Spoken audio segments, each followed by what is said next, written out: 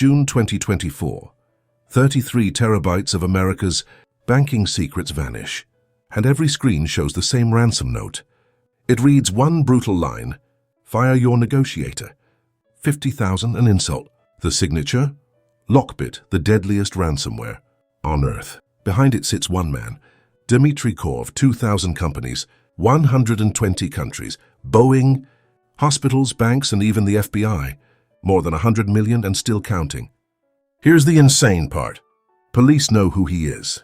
They seized servers, arrested members of his crew, and slapped a $10 million bounty on his head.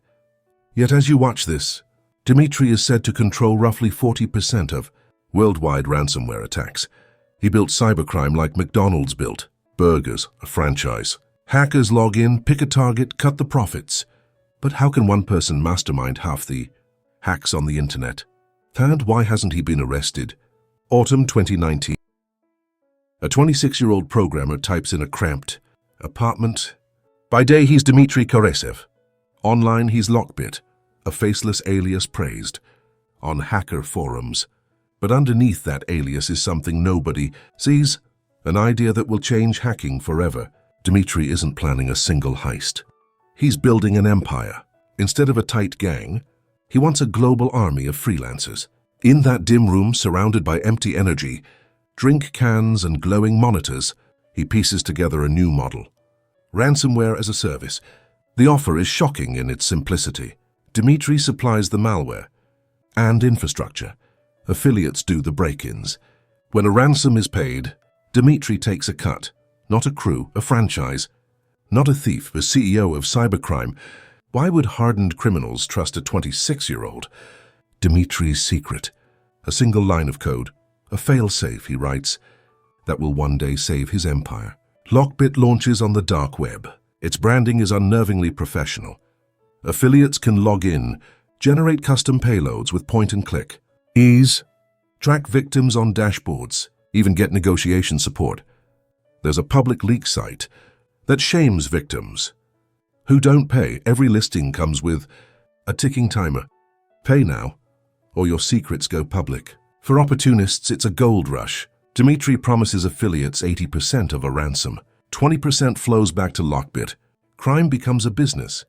Efficient, scalable, brutally profitable. By 2021, LockBit explodes. Version upgrades roll out like software releases. A bug bounty program pays hackers for finding flaws. A twisted parody of Silicon Valley. Dmitri deliberately leaves one bug unfixed, a contingency that will later become his insurance policy. LockBit's reach is staggering. By late 2023, it's estimated to power nearly 40% of global ransomware attacks. Over 2,000 victims across 120 countries. More than $100 million extorted. Hospitals, airlines, government agencies, nothing is off limits. The leak site reads like a hall of shame. Yet Dmitri makes mistakes. 3 of them. The looks ordinary. He orders pizza. The second comes 47 days later. The third will be the fatal pattern. Small slips and someone is watching. Then Operation Kronos begins. February 19, 2024. Pre-dawn raids across 7 countries. Amsterdam, Frankfurt. Data centers are pulled offline. Servers seized. The largest crackdown on a ransomware syndicate unfolds.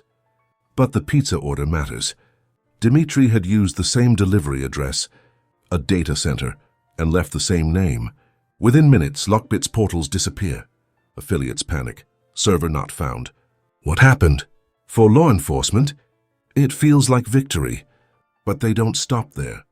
The UK's National Crime Agency doesn't just take the site down, and they hijack it. The countdown timers that once blackmailed victims now tick toward something else. Leaks about LockBit itself. The hunters have turned the tables. Arrests follow. An affiliate in Ukraine. Another in Poland.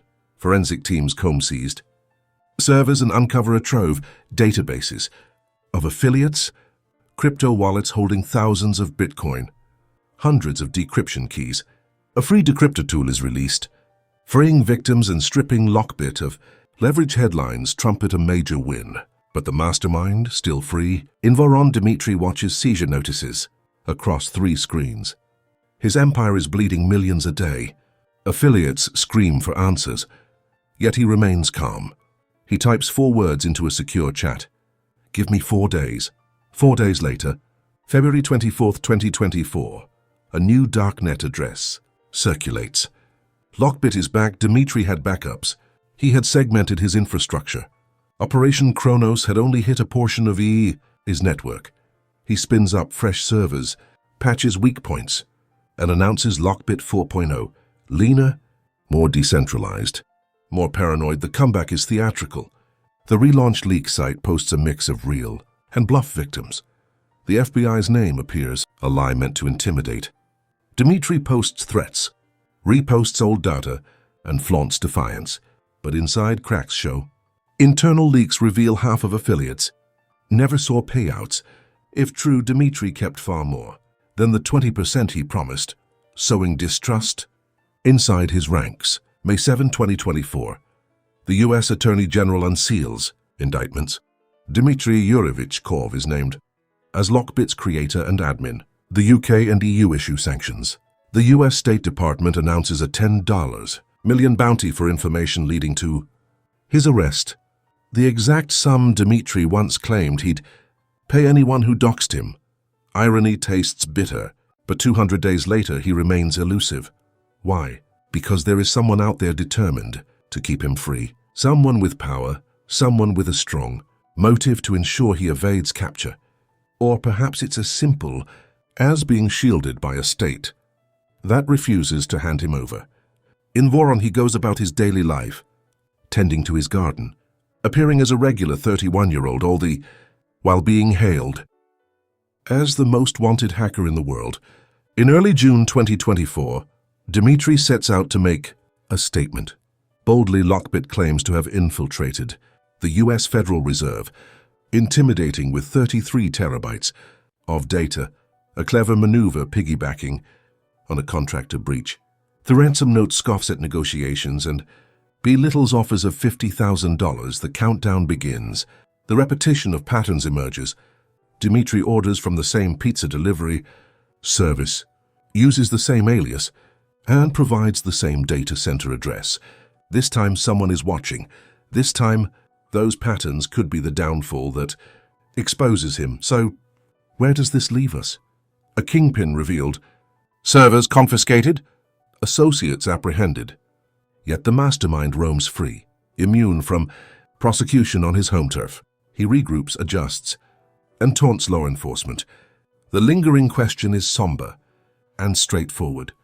Despite crackdowns, special units, and news coverage, can anyone truly put an end to the world's most dangerous hacker? The pursuit remains ongoing. The clock ticks away. And LockBit, for better or for worse, has forever